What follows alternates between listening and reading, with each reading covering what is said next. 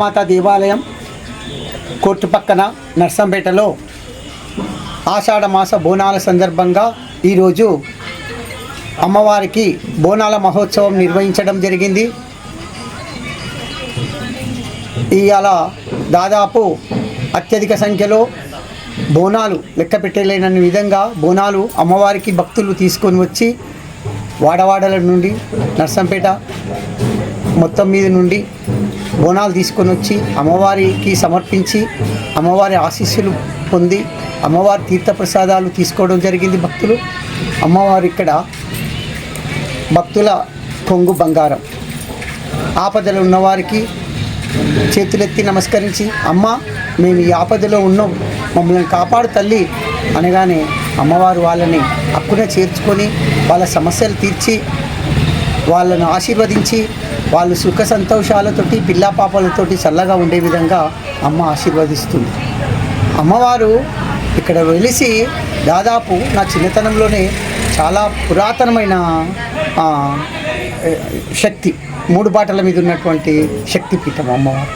ఇక్కడే పక్కనే నా చిన్నతనంలో అమ్మవారు చిన్న దేవాలయం రూపంలో ఉండేది. అది ఎవరు ఆ దేవాలయం యొక్క ఆలన పాలన, అభిషేకాలు, అర్చనలు, పూజలు చేయక అమ్మవారు జీర్ణమై భూమిలో జీర్ణం కావడం జరిగింది. దాని మీద కోర్టులో వేప చెట్టు ఉంది. ఆ వేప చెట్టు కింద ఇంకా అమ్మవారు నిక్షిప్తమై ఉన్నారు. మేము ఇక్కడ అమ్మవారిని ప్రతిష్ఠించడానికి కూడా అమ్మవారు మాకు సెలవు ఇవ్వడం వల్లనే, నాకు సెలవు ఇవ్వడం వల్లనే అమ్మవారిని తీసుకొని వచ్చి అమ్మవారిని ఇక్కడ ప్రతిష్ఠించడం జరిగింది. దాదాపు 5 సంవత్సరాల నుండి మేము బోనాల మహోత్సవం నిర్వహిస్తున్నాం. దాదాపు 11 సంవత్సరాల నుంచి నవరాత్రి ఉత్సవాలు నిర్వహిస్తున్నాం. అమ్మవారికి ఏ ఉత్సవం మేము తలపెట్టినా సునాయాసంగా నల్లేరు మీద నడకలాగా హాయిగా ఒక పడవ మీద ఎక్కి ఒక సరస్సులో ప్రయాణిస్తున్నట్టుగా మాకు ఈ కార్యక్రమాలన్నీ అమ్మవారి ఆశీస్సులతోటి, అమ్మవారి ఆలోచనలతోటి, అమ్మవారి దీవెనలతోటి ఈ కార్యక్రమాలు జరుగుతాయి. ఇక్కడ ఎవరిది ఏ కల్పితం కాదు. ఇక్కడ ఎవరన్నా మేమే అధికులం అనుకుంటే మాత్రం వాళ్ళ అధికతత్వం గెలవదు. వాళ్ళు చాలా ఇబ్బంది పడాల్సి వస్తుంది.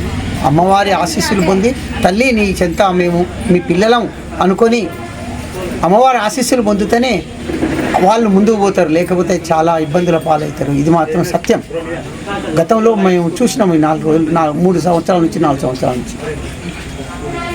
ప్రతి ఒక్కరికి నేను చేసే మనవి ఏంటంటే అమ్మవారిని చల్లగా అమ్మా తల్లి నన్ను కరుణించు, మా సమస్యల నుండి మమ్మల్ని కాపాడు అని వేడుకుంటే అమ్మ తప్పనిసరిగా ఆశీర్వదించి వాళ్ళ సమస్యలను దూరం చేస్తుంది.